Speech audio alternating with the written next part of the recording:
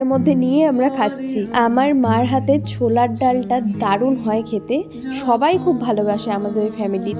তাই মা সবাইকে জিজ্ঞেস করছিল কেমন হয়েছে, বড় মেসো মাসি সবাই বলছে খুব ভালো হয়েছে। আর আমাকে দেখো, খাওয়া দাওয়ার পর আমি একটু ঢং করে ভিডিও বানাচ্ছিলাম।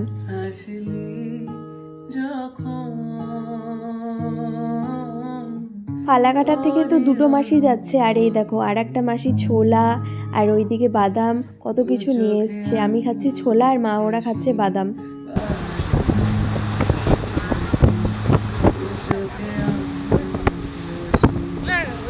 আর এই দেখো আমাদের ফ্যামিলির সুন্দরীকে, সুন্দরী হচ্ছে বড় মাসি।